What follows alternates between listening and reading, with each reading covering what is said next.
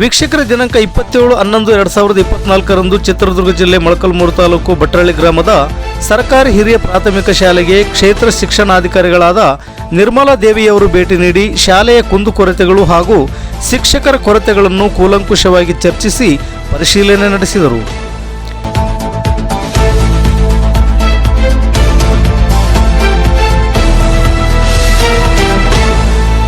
149 ಮಕ್ಕಳಿರುವ ಭಟ್ರಳ್ಳಿ ಸರ್ಕಾರಿ ಹಿರಿಯ ಪ್ರಾಥಮಿಕ ಶಾಲೆಯಲ್ಲಿ 3 ಜನ ಸರ್ಕಾರಿ ಶಿಕ್ಷಕರು ಹಾಗೂ 3 ಜನ ಅತಿಥಿ ಶಿಕ್ಷಕರುಗಳಿದ್ದು, ಶಾಲೆಯಲ್ಲಿ ಭರ್ತಿ ಮುಖ್ಯ ಶಿಕ್ಷಕರಿಲ್ಲದಿರುವುದನ್ನು ಸಹ ಶಿಕ್ಷಕರು ಕ್ಷೇತ್ರ ಶಿಕ್ಷಣಾಧಿಕಾರಿಗಳ ಗಮನಕ್ಕೆ ತಂದರು.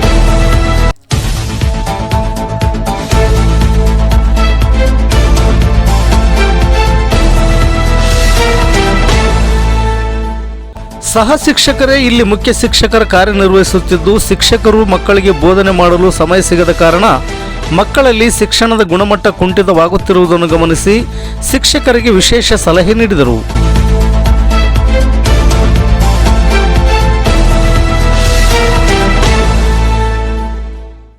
ವರದಿಗಾರರು ಸೋಮಶೇಖರ್ ಭಟ್ರಳ್ಳಿ, ಇದು ಗರುಡ ನ್ಯೂಸ್. ನಾನು ಮಲ್ಲೇಶ್ ಕಮತೂರು.